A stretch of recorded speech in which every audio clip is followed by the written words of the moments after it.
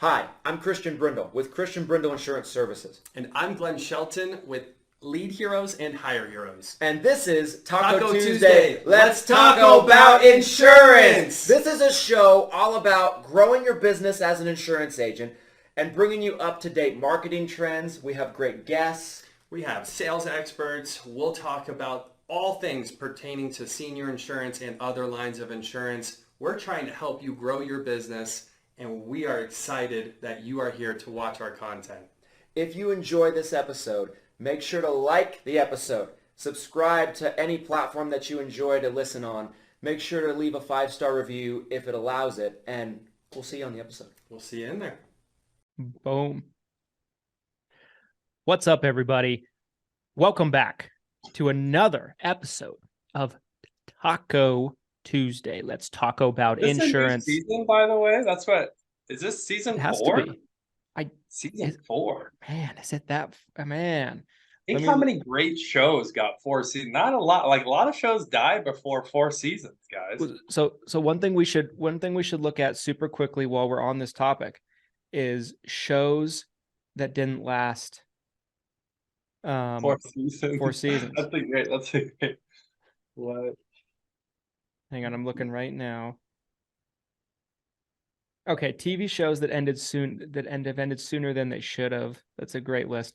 Okay, so the 19th season of Grey's Anatomy is underway. That's not what I want. Hey, True Detective. Only 3 seasons. There might be a 4th coming, but there's only 3 seasons of True Detective right now. That's a good one. Homeland. Yeah. Homeland, they got like 7. Wait, thought. why is this giving this to me? Okay, You have an old list. I do. I have a bad list. You have an old list. Let's see. I'm excited to be back, though, you guys. Yes, There's a lot to definitely. talk about. We haven't actually recorded an episode really since coming into AEP. We really kind of put the hold on this just because we were both so busy with all things open enrollment related. Now that the new year's kicked off, it's 2023. We have some more time available to record content like this. And so, yeah, expect new episodes every Tuesday. You can find them right here on the Christian Brindle YouTube channel. We'll share them on all the socials. So you can find us and comment if you have questions about anything we talk about. Yeah, season 4. Christian, what's going on? What's new? 2023. Man, 2023 has been extremely busy. So the end of the year, we purchased a very small book of business from an agent that moved pretty quickly, got them paid, first couple of days of January. We're buying my father's book of business, actually, my father's agency currently. And that's a humongous task right now. So it's just every day. So there's that. There's summit work going on. There is, of course, an influx of new agents wanting to work with the organization. We have a new employee that started this week. We have another one starting next week. And so, yeah, it's just for us, a lot has been going on. It's been an incredibly busy new year so far. Yeah, I would have to agree with that sentiment. It seems like, I don't know, at least the people in my circle collectively, it has been a really busy start to the year. New Year's for me is always about kind of looking at last year and what can change going into this year. So we're looking at like almost a complete internal company restructure right now, like going through like the employee handbook, going through how everybody gets compensated, going through like a performance review where like I actually will get on with my management team and like individually look at how every employee is doing and just, kind of get on the same page. Like, hey, this person should have been fired a month ago, or why are we only paying this person this much? They should be getting paid more. Like, yeah, that's kind of what I've been having just like meeting after meeting with my internal team, and it's exhausting, dude. It's a lot of work to like retool your entire internal organization, Yeah, 100%. I mean, it's a lot, but it's things that you have to do, right? I mean, our staff isn't anywhere near the size of yours. And when we try to do those similar kind of tasks, it's a huge undertaking. I can only imagine what it is for 100+ person organization. It's a lot. I mean, there's people there to help, right? So like, I don't have to do everything myself, but at the same time, like I want to be on the same page with everybody, and I want everyone to know that they can reach out to me too. I hate the idea of like someone in my company thinking that they can't talk to me if something comes up, so it's a balance. It's hard. It's, you got to delegate, you got to put other people in charge of other people, but at the same time, you want to be in the mix, or anybody can talk to you. But a lot that we could talk about with New Year's. I don't want to take up too much time away from our topic today because it is a very relevant, important one that I think Christian and I either hear from agents or we see in our networks or circles. We see it on social media. This topic that comes up over and over and over. It was a huge one last year. It's going to be a big one this year. Christian, what is it? Tell us. It's compliance. And not only compliance, it's new potential compliance regulations. So I'll just quickly talk about how I've heard about this so far. And then I know that you have, some of that same information about kind of things that you've heard that I want to hear about. Yeah. So about 2 weeks ago, I had somebody slide in my DMs who I know, who's a very, very accomplished marketer and agency owner in our space. He's kind of back east. He's become a bit of a friend, and he sends me a message and was basically like, "Hey, I have some connections within the government from one of my old jobs that I had with the feds." It's almost kind of how he positioned it, and I'm being told that they are discussing bringing back some old regulations that had been kind of eradicated several years ago, and also putting some new rules into place on top of the ones they just passed back in the fall of last year that took effect October 1st, which I never would in a million years have seen coming, because the new rules have been so extreme, in my opinion, above and beyond. Pause right there for a second. Okay, pause right there. So before we get into new possible rules that are being discussed, and I got the same communication from someone else in my network. I was talking literally yesterday. This is why we're talking about it right now, you guys, is someone emailed me yesterday. I've got a screenshot right here. It looks like the screenshot came directly from CMS, and then the person kind of wrote an email on top of it. There's nothing on this screenshot. Like, I know what CMS's work looks like, right? Their format. It looks straight from CMS to me, but there's nothing else. It's just a little section that got sent. But before we get into the future, I want to discuss the past and how you feel. How do you feel like the changes that were implemented for last year's AEP, 2023 AEP, how do you feel those made a difference? Did they make a difference at all? Do you know anybody who violated those rules and got in trouble? What? Tell me what you're thinking about last year's changes. Yeah, so my perception has been, I think that I have not seen, so to answer your question right off the bat, I have not seen one person that I'm aware of actually get in trouble for violating the new rules. I know that with a lot of agents and brokerages and agencies out there, they have been widely ignored. Just like, well, there were people publicly bragging about ignoring the rules, yes. Right? Yes. Yeah. So widely ignoring them, basically being like, what are you going to do about it? And a valid question at that, which not a question I would ask ever, because I don't want to find out the answer to it. But I think widely ignored. I do think there's a lot of very reputable people in the industry that took proper steps to adjust, and they did just fine. Right.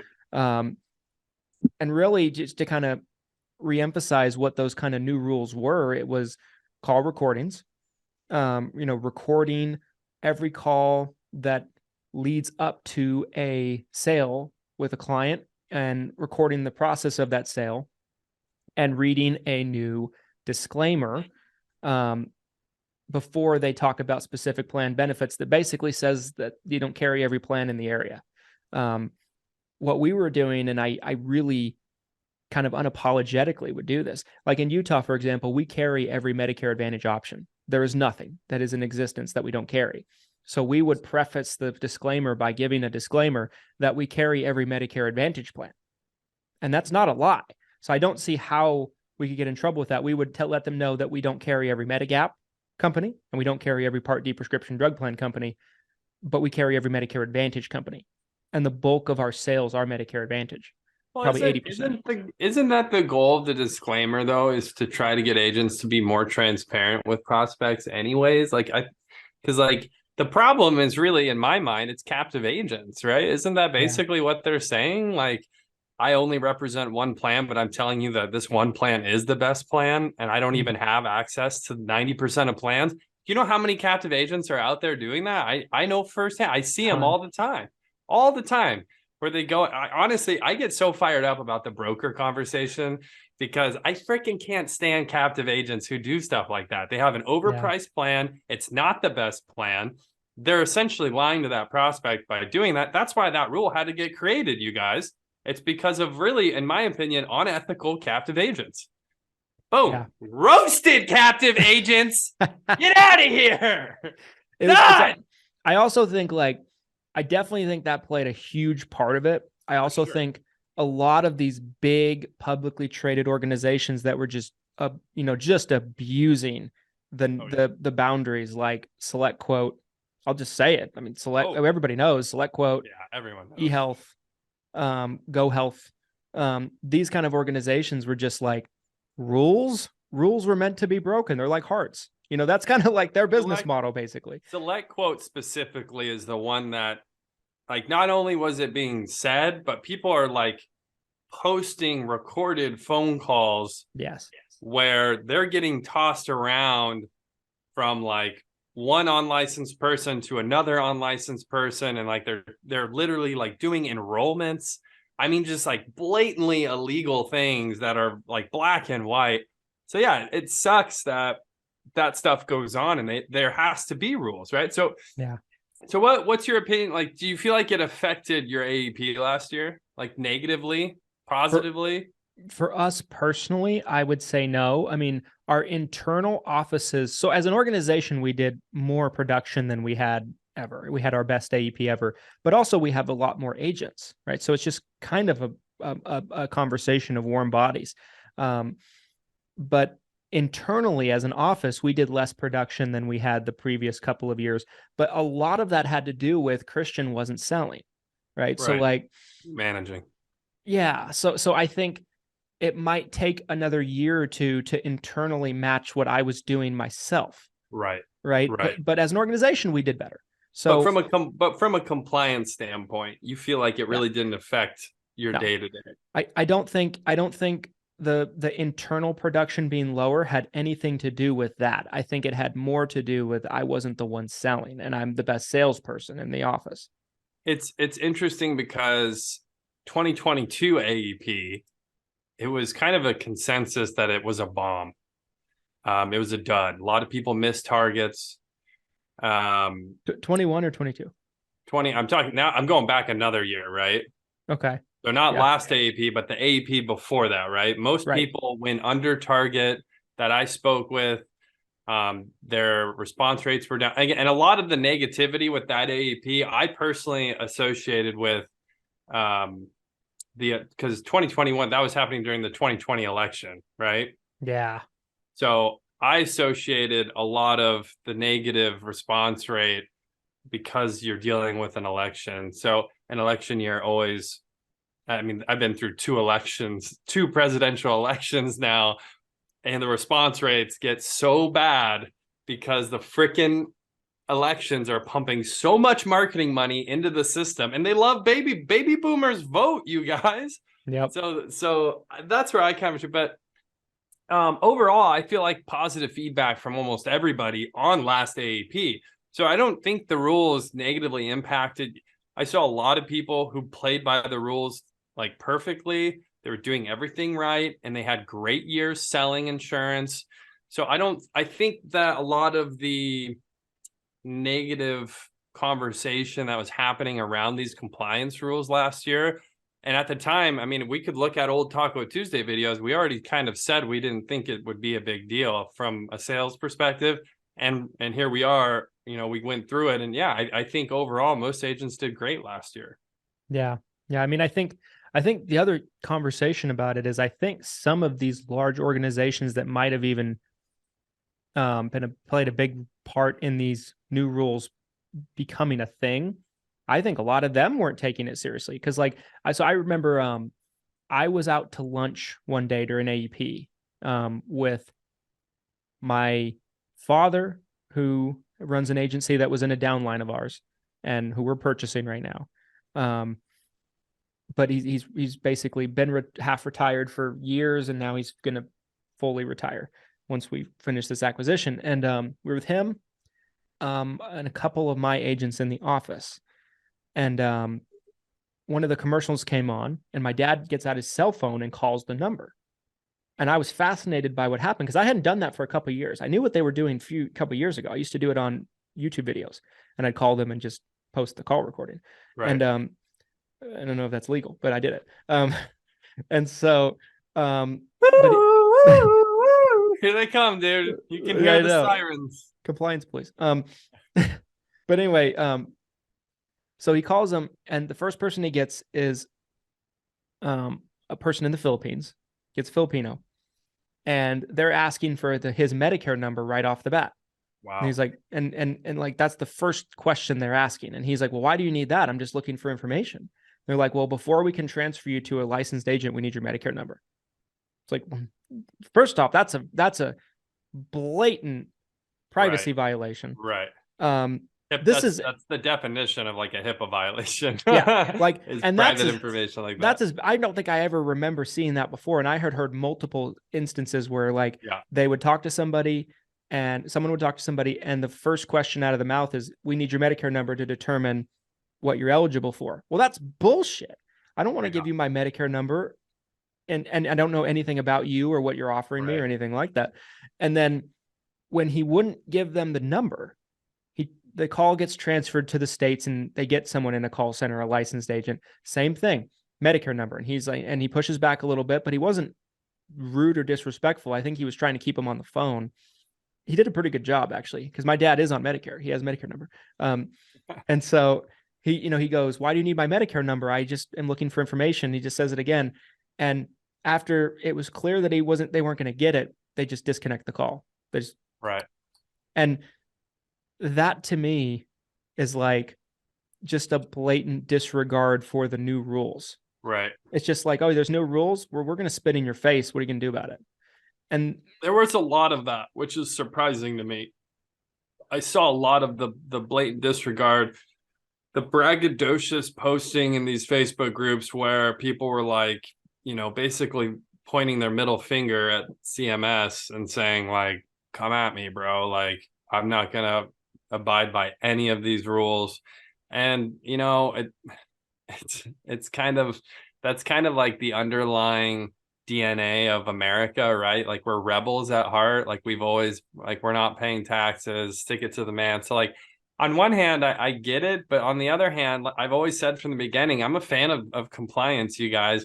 And if anything, I think part of the reason why this last AEP was so great, I think one of the reasons was the compliance. I think we did see some bad actors that just said, I'm getting out of this space. It's getting too regulated. So that's part of it. I think COVID being kind of out of the equation for the first time in years, I think a lot of face-to-face business happened this AEP that maybe didn't happen the past two AEPs. So I think that's another reason why it was a positive. I don't think the regulations and the rules from CMS were the only reason.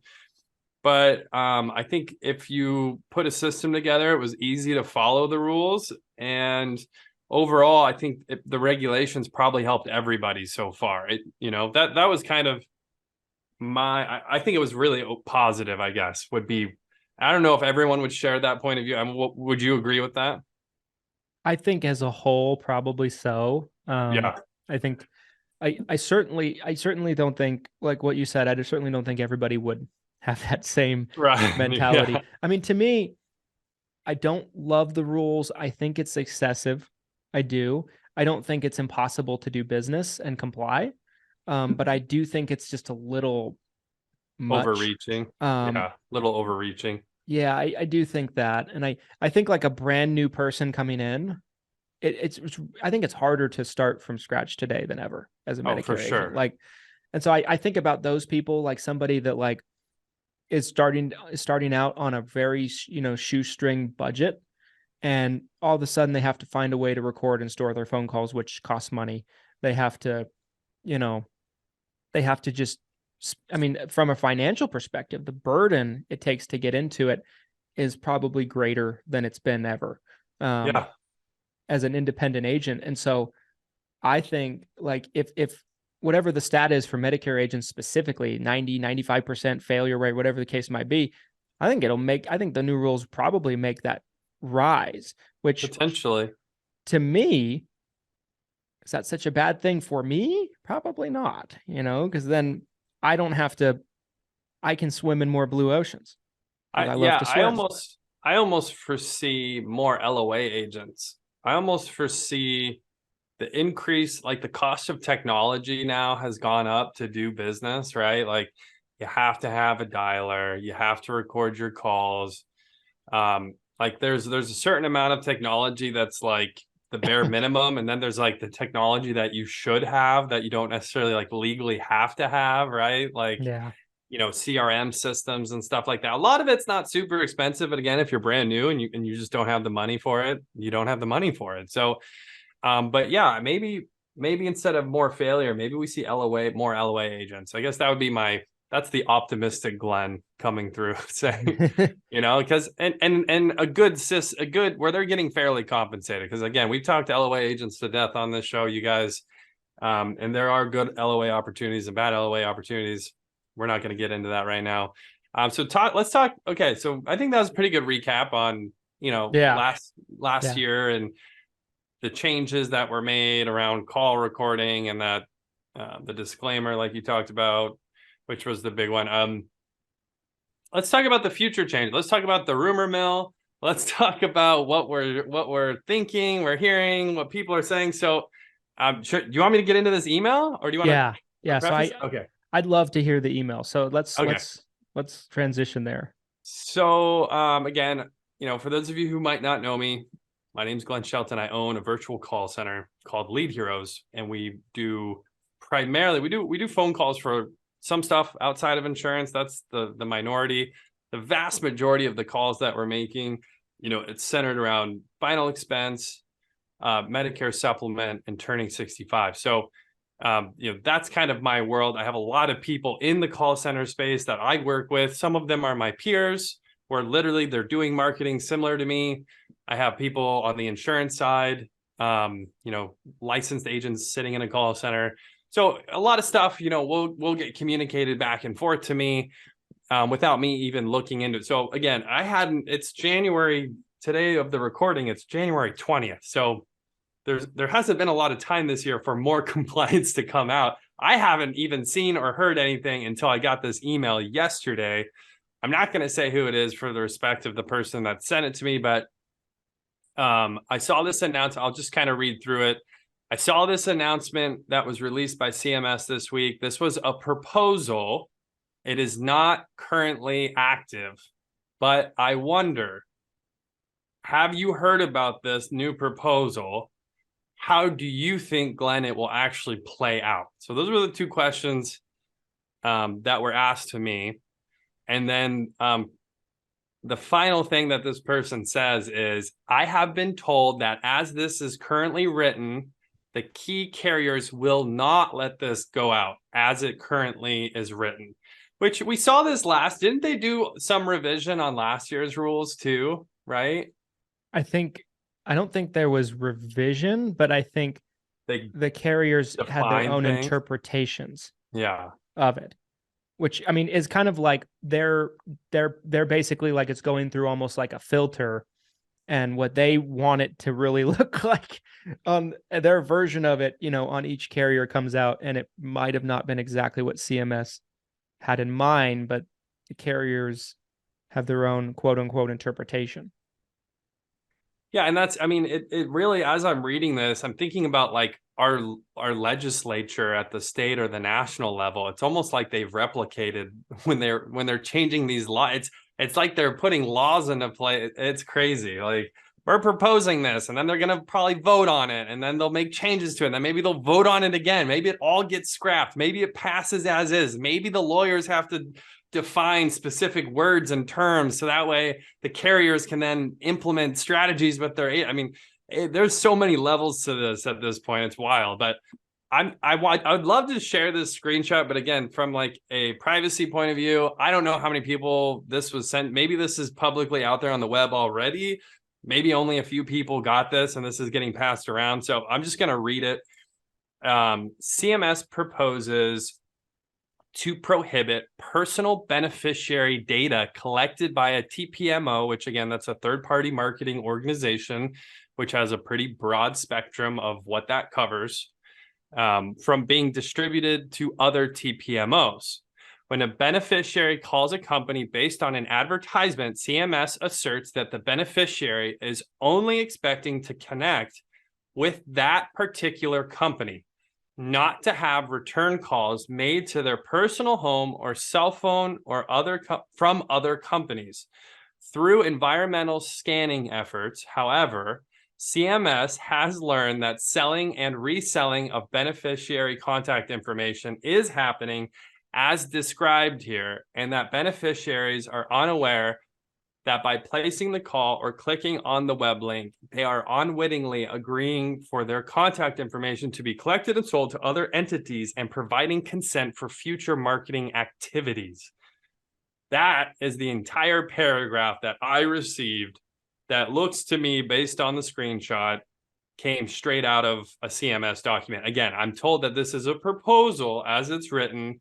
It's not a rule as of this time. So what is your reaction to that information, Christian Brindle? I mean, I think it's getting ridiculous. That's my first reaction, right? So like we waited to talk about this until I could hear it and react in real time, right? That was his first time hearing this, you guys. Yes. First time. So I think it's just getting absolutely ridiculous, because if I'm understanding that correctly, what that means is anybody that considers themselves a marketing company can't sell a lead. If I'm getting that correct. Not only that, like that's one piece of it, but they're saying that specifically the marketing has to be the agent. So like you like that, even like a refer, let's say like if you did a marketing piece and it came back to you, but it was someone in a state that you didn't live in, like it's saying that it would prohibit you from even passing that to another agent, because they're saying that the marketing has to have Christian Brindle Insurance Services on it, and that when they get contacted, it has to be Christian Brindle Insurance Companies. It cannot be anybody else. That's the line that they're trying to draw. So, and what goes through my mind there is there's a lot of marketing companies that run Facebook ads, let's say, and they will generate a lead and then they'll sell that lead to an agent. The agent calls them. I don't really think that's that bad of a thing, in my opinion. Lead Heroes calls somebody, gets their permission for someone to reach out to them. Yep. Information goes to the agent. Direct mail companies send out postcards. Postcard comes back to the direct mail company, and then they sell it. What about to the agent. what about a carrier? If a carrier is doing marketing and then they're passing it off to a brokerage, and that brokerage is contracted with the carrier, but it's not the carrier that's contacting them, it's a brokerage. That wouldn't qualify. What that would mean to me is you can't use any marketing companies to grow your business. You have to do all your own marketing, and there is no set. To me, I guess, I mean, would it mean that it would put lead companies out of business? Well, I think people who maybe are exclusively doing Medicare, I mean, again, this is such a small, for us internally, and it's always been like this, it's such a small portion of what we do because of the level of compliance. Right. I would like to put my tinfoil hat on for a second, you guys. I should go get some tinfoil right now and literally just wrap it on. But shout out to Medicare Bob. he publicly stated last year, coming into the 2023 AEP, he was saying that the new compliance rules were essentially funneling all the seniors through Medicare.gov, right? Going through CMS. And it's almost like they're trying to control the flow of where these people go, because they're trying to basically take over, right? It also, in that sense, would help eliminate agents for the carriers. If CMS can enroll someone and it goes directly to the carrier, I mean, a lot of people say that's been the goal of the carriers for a really long time, that they're trying to get rid of these excess agents. They'd rather have basically a licensed CSR, that just clerks them and writes the app, and then they pay that person like minimum wage, plus government benefits to enroll them. I mean, ACA kind of went that way in some, if you think about it. So Yeah. Are they trying to replicate kind of an ACA takeover? Is that the end goal here? Is compliance not even part of this whole thing? Are they just using this compliance cover to try to take over the entire Medicare Advantage space? That's my tinfoil theory that I've heard talked about. I don't know. What do you think? I think from things I've heard, things I've seen, conversations we've had, conversations I've had with others, I honestly do believe that there is some truth to it. I know I've heard from people in very high places that the carrier's end goal, and that something that they're talking about internally all the time, is how do we completely get rid of agents and not have it hurt our bottom line? How do we get rid of these 1099 third-party organizations that we don't have as much control over as we do somebody internally? How do we just get rid of them, but not have it hurt our bottom line? And how do we do it in a way to where everybody's on the same page? Because imagine if XYZ company gets rid of agents, but nobody else does. Well, that just means all the sales that those agents were making for that company will just go to other companies, and that could hurt their profitability. I think that there's some truth to it, and it might be a conversation for another pod, but I do think that a conversation needs to be had.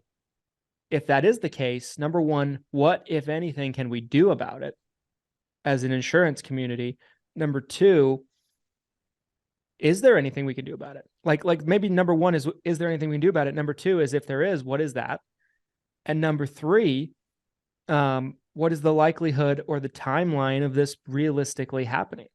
Yeah, those are all great questions. I do almost feel it is its own topic to go down that rabbit hole. But from a compliance standpoint, when I'm looking at the rules that were previously instated, when I'm looking at the conversations that are going on, and again, not just like, I'm not talking about Joe Schmo agent who sells face-to-face and he's been licensed for 2 years and he's freaking out about compliance. We're talking about really high-level individuals who are like 1 degree from the people making these actual decisions. And like, Yes. We can literally talk to them and say, hey, what's going on with this? And like this freaking email that I just got out of nowhere, like I didn't even ask for this email, it just falls into my lap. And I think the big thing for me that this person said, I've been told as written, key carriers will not let this go out as stated. It's way too black and white. At a bare minimum, if this comes into effect, there has to be a lot of additional gray area. Like if a carrier, as an example, is doing direct marketing, but they're not the ones calling them back directly, they hand it off to a third-party brokerage, which again would be a TPMO, a third-party marketing organization. Like there would have to be a definition in there that would allow some, or maybe not. I don't know. Maybe they want to be really strict with it so they can control the flow, and maybe the conspiracy really isn't that much of a conspiracy after all. I don't know.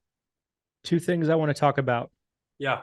Number one is some other things that I've heard Yes, that are please. included into this.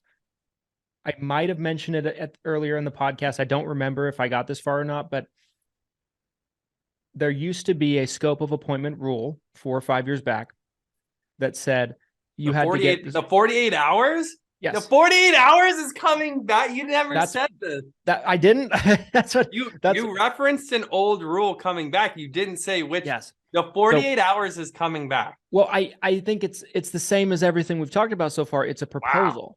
It's a proposal, which that's bonkers. Was which to me, when I first got into selling Medicare, it was in force, and it was in force for my first 3 or 4 years as an agent. It is the most ridiculous rule of all time. One thing that 100%. my dad always used to say when I was starting out is he would say, you can buy a house in this country, you can buy a car in this country, and you don't need a scope of appointment form 48 hours before the sale. But you buy a Medicare insurance policy and you have to get a scope of appointment 48 hours before you meet with somebody. Let's talk about student loans. You have 18-year-olds taking out 6-figure loans with, and it's a government funded loan, and it's a criminal interest rate that they just signed up for, and no one said it. Yeah, that's wild. I was so happy when that went away because it never made sense in the first place. That's bonkers to me. I had no idea, dude. I'm shocked. So I have 2 more things other than that I want to mention, right? Keep going. So actually, I'm not done with this part. There's some more things on top of this. So God, I'm 6 nervous. month, nervous. 6-month window to call a lead. So after 6 months, if the lead is called, it's a violation, basically. They're not a lead anymore. Straight to jail. Straight to jail. Another one is currently there's a lot of wiggle room doing an educational event opposed to a sales event, right? In terms of like the rules and regulation, there's a lot more. It's a little more loosey-goosey with an educational event. Yeah. A part of it would be a 12-hour wait to meet, have an actual sales conversation with somebody and after the event, and could not obtain permission to contact forms at the event. So no scope of appointment forms at the event, no PTC forms at the event. The person would just have to reach out to you, and you'd have to cross your fingers that they ever would. Which, if that's the case, I'm done doing seminars. Yeah, who would ever do? I'm going to drop $20K and I just have to. I'm done. Go home and what? Yeah, and what? There's a few more. 100% of complaints will go directly to CMS, and no carriers will be involved in the regulation of this. Are the carriers sitting on a lot then? I didn't even realize that was a thing. How many? I think carriers internally handle most complaints because CMS doesn't have the bandwidth to do it, right? Like, let's put this in perspective, right? Last I heard, CMS had 6,000 to 7,000 employees. United Healthcare has over 300,000. So who's better equipped to handle this? United Healthcare. That's one carrier. Right. That's one carrier. There's dozens. They're the biggest for sure. But like, let's say Humana has, and I'm just guessing, I really don't know how many employees they have, but let's say they have 150,000. Right. Right. Like, there's probably 1 million people employed by all of these carriers. Most compliance is upheld by the carriers, and they kind of use their own discretion in terms of like how to discipline, how to do a coaching call, or those kind of things. But if that's the case, it would all go on to Medicare, which crazy to me. One last thing about this. Not being able to door knock a lead that you have. You cannot go to their home. I thought that was already a rule with Medicare. If it's Medicare Advantage marketing. I think if you have like a direct mail lead card, you can do it. I think it kind of falls into permission to contacting and that kind of thing. Like you can't cold do it for Medicare Advantage. Gotcha. Okay, that's probably what I'm thinking then. I've heard all of this as being proposed as part of what your email stated.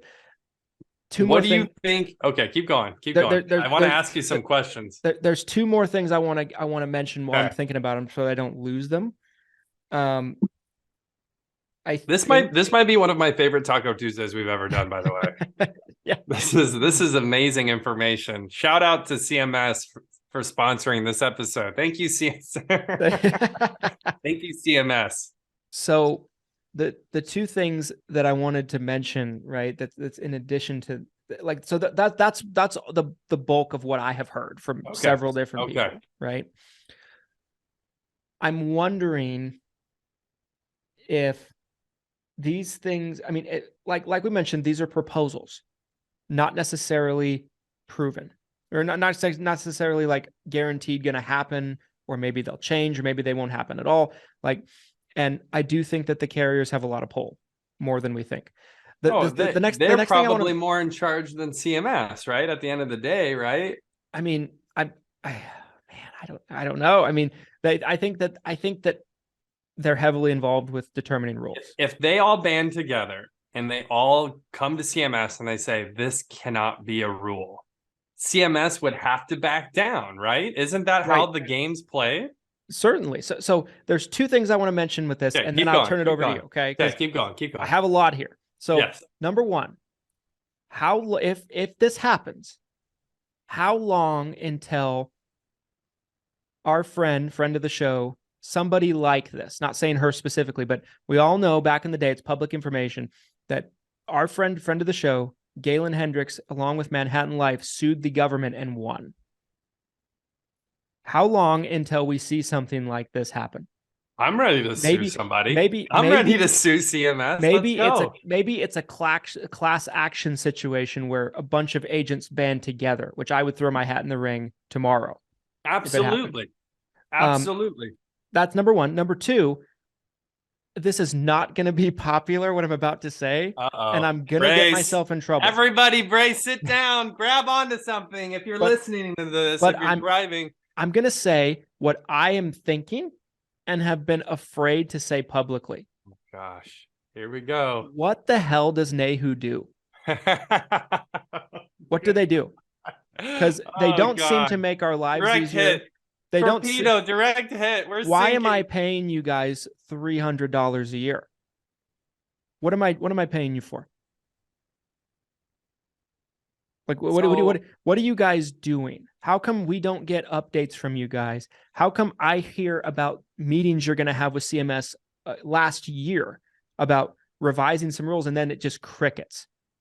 What do you guys do? Okay, I want to play devil's advocate, because if you ask me, I agree with you. My opinion's the same as you. NAHU, right, which stands for National Agent. What is it? Healthcare Association? National American Health Insurance. No, it's I think it's like National Association of Health Insurance Underwriters. That's what it is. There you go. Yeah. Okay. So I do feel, in their defense, I would say I saw more from them last year than we've probably ever seen from them, right? Like sharing information, like they did posts. There was a podcast, I think, that they did at one point that got tossed around. Like, I saw them more in our sphere than ever last year, but I 100% agree with you at the end of the day, the bottom line is, there was a lot of like, hey, we're going to work on changing this. We're going to work on changing this. We're going to work on changing this. And then nothing. So to your point, right? They did a good job of communicating like what the rules were. I don't believe they did jack shit at doing anything to stand up for agents. Rest in peace. Anyone from NAHU that's listening to this. And I'm sure I'll never be invited to speak again. But but my gosh. I'm sorry. Like, their job is to advocate on the behalf of agents to try to help these kind of things from happening. They should have filed a lawsuit, right? Last year, they should have sued CMS. They should do something. Like, their pitch and what we're told about them is they are a political advocacy group that basically fights for our rights, fights on our behalf. And what this made me realize last year is their power is probably as much power as I have. Where's the money going? Where's the money going? I can send a strongly worded letter to someone at CMS, and that's basically what they do. And I can do it for free. I'm very mad about what you're doing. And maybe there's some things going on behind the scenes that I don't know about, but that's not my fault that I don't know about it. It's theirs. If you're doing something to help, why don't you make it known? Yeah, I mean, let's say a possibility is the wheels of change move slow, and they are doing a lot, right? Let's say from an optimistic point of view, right? maybe they're grinding that political axe behind the scenes and we just don't know, right?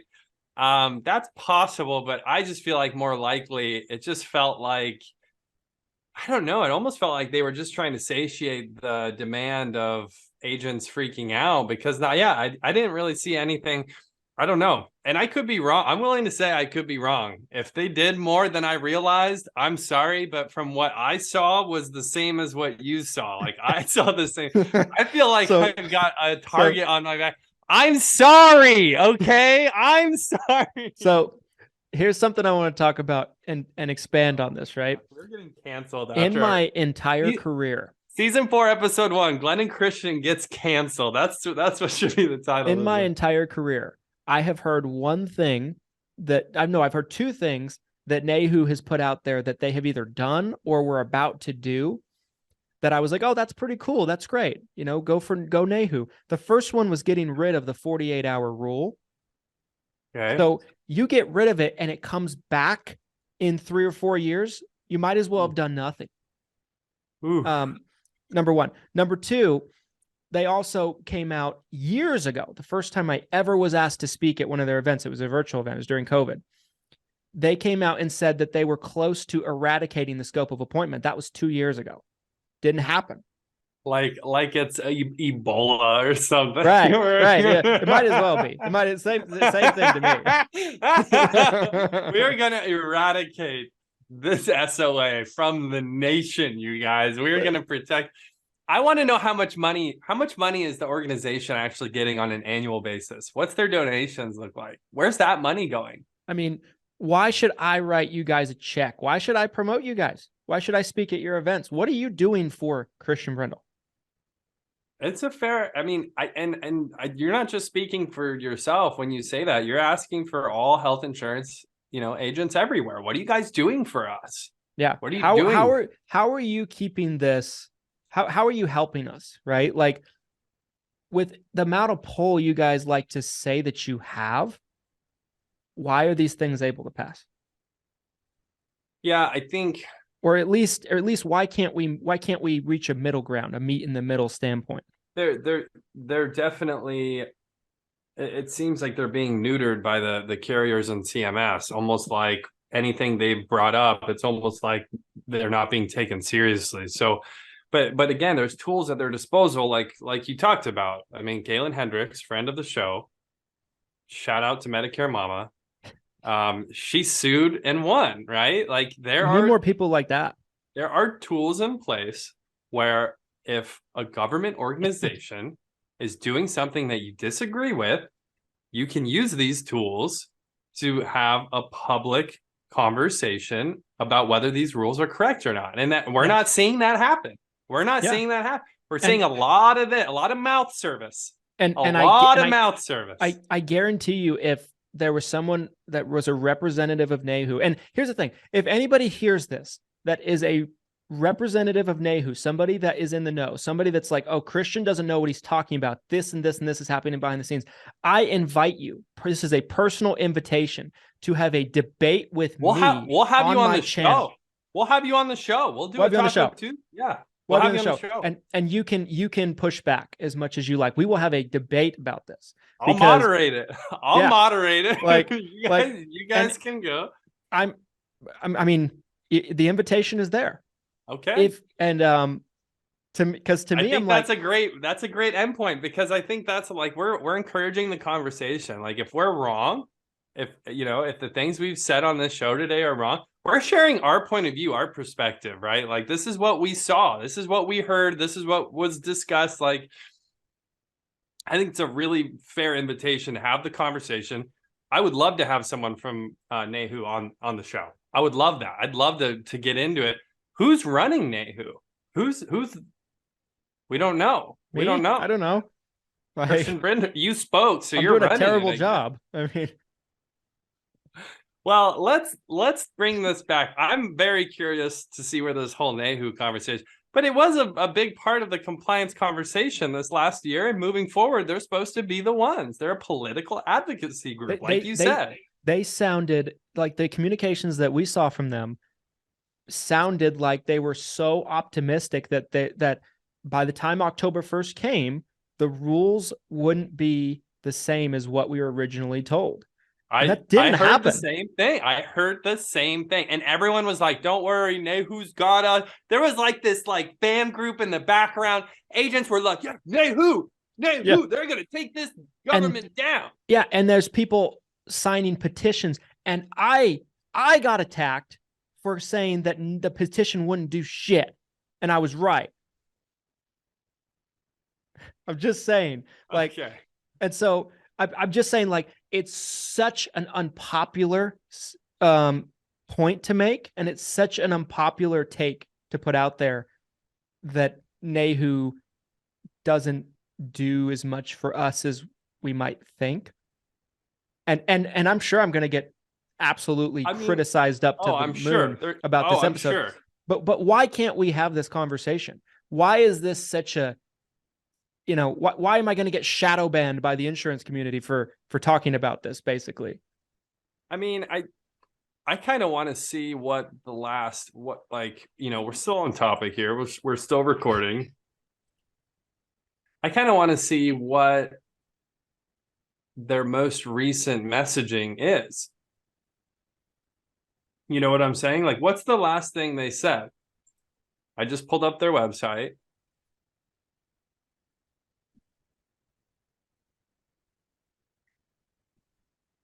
Let's go to their blog. We go to their blog.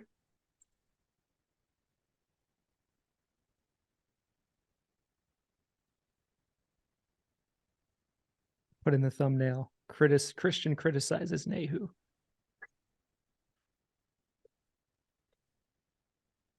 I mean, there's a lot on here, but when we're talking about specifically the CMS rules, right? And they did change their name, to be fair, to NABIP, because that's going to make a big difference in what they do. Maybe that was a strategic rebranding, right? They knew they were about to catch some heat. NABIP.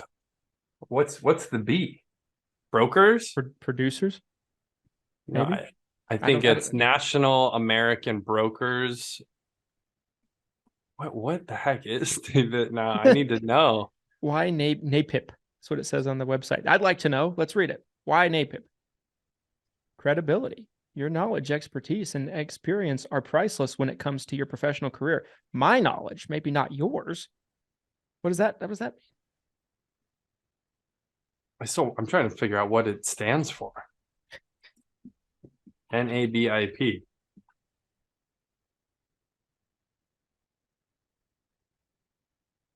I don't know. Maybe we can include that in the show notes. Maybe we can include that in the description when we put it out there. But I want to be respectful of Christian's time. We're coming up on kind of that hour mark, which is the max. We try to keep these honestly a little shorter, but we had so much great. This was such an important content episode that to share.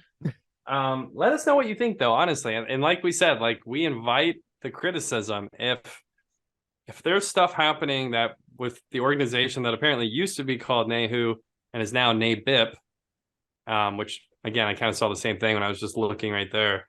If there's stuff that's been going on behind the scenes or communications that we didn't see that would shine more light on this whole situation, I totally welcome that criticism, the corrections, and I would be the first one to say this is great news. We're rooting for this organization to crush and protect agents. Like, that's in a perfect world. That's what I don't think Christian would have spoke at their event if he wasn't on the team trying to help push everybody forward, right? Like, correct. That's the whole goal here.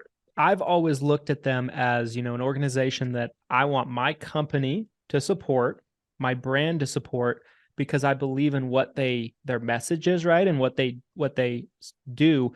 But I have very much called into question in my own mind what they actually do the past year or so. It's criticism, and it's not, and I don't feel like I don't feel like there's any organization that is free of being able to be criticized if they're not delivering the goods. Absolutely. I welcome that in my own personal business as well. If someone feels like, the service isn't up to par, I want to hear about it. I welcome that type of criticism. So You guys, let us know what you think. Comment below wherever you're watching this video. Give us a review, and again, compliance. Let us know what you thought about the previous rules. Tell us what you think about these possible future rules. That again, these are just being discussed right now. It's a proposal from what we both understand. Nothing has actually been implemented or changed at any level, but there's probably changes coming. That's the whole reason we talked about this. So stay tuned. Season 4, episode 1, guys. Episode 1 starting off with a bang. Boom, with a punch. So stay tuned. Until All right, episode guys. 2. We'll see you next time. Adios.